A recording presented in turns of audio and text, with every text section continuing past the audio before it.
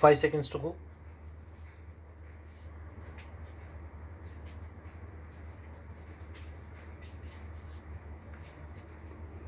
Start.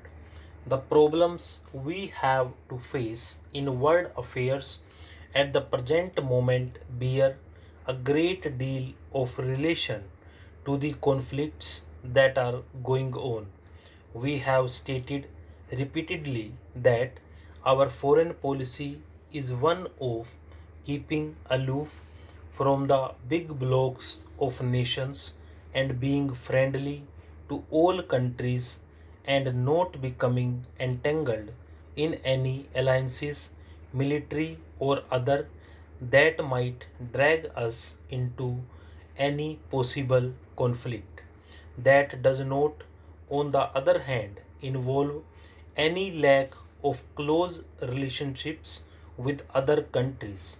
The House will remember that some time back I mentioned the question of India's possible relationships with the Commonwealth, and I informed the House of the broad lines of our approach to this problem, and I gathered that the House agreed to it. Subsequently, the question, as considered by the National Congress at its Jaipur session, and in broad lines, they also laid down the policy to be pursued.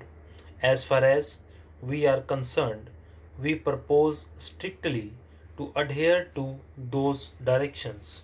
Of course, changing circumstances have to be understood and interpreted in different ways, but the broad lines of our policy have been laid down, and that India will naturally and inevitably, in the course of a few months, become an independent republic, and in our external, internal, or domestic policy, political policy, or in our economic policy, we do not propose to accept anything that involves in the slightest degree dependence on any other authority. Subject to that, we are prepared to associate ourselves with other countries in a friendly way. We are associated today in the United Nations with a great number of countries in the world. Anything else that we might do will naturally have to be something that does not go against our association with the United Nations. It is only in terms of independent nations cooperating together that we can consider the problem of our association with the Commonwealth. There may be, as some people have suggested, alliances with this or that nation. Alliances usually involve military and other commitments, and they are more binding.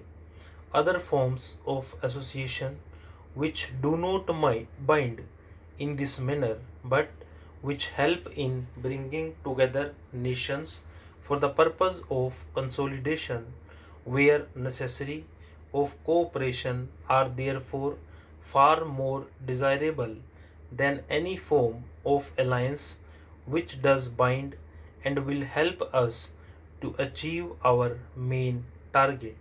Recently, there was a conference on Indonesia held at India's instance in New Delhi, and many countries from Asia attended it besides Egypt, Ethiopia, Australia, and New Zealand.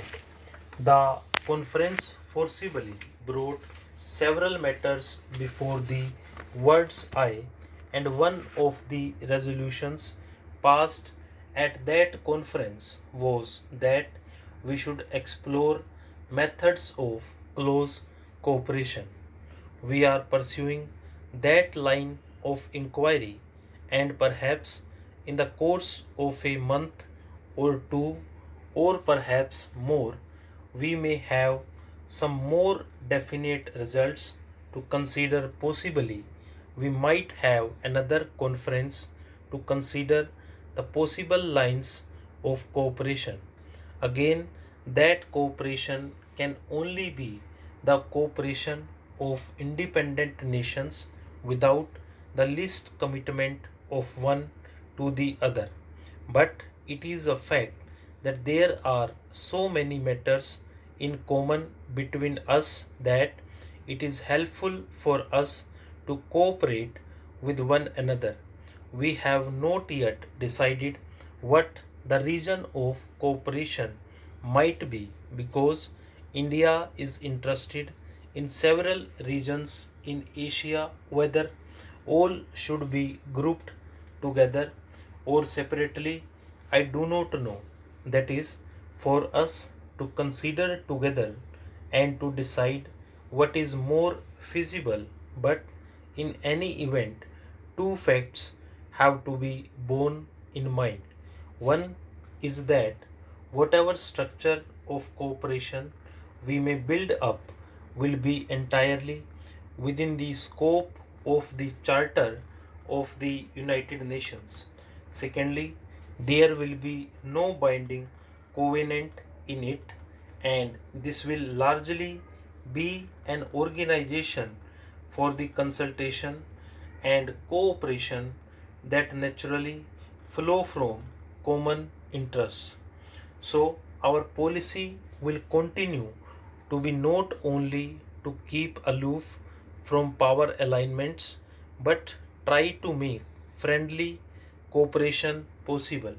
Fortunately, we enter upon our independence as a country with no hostile background in regard to any country.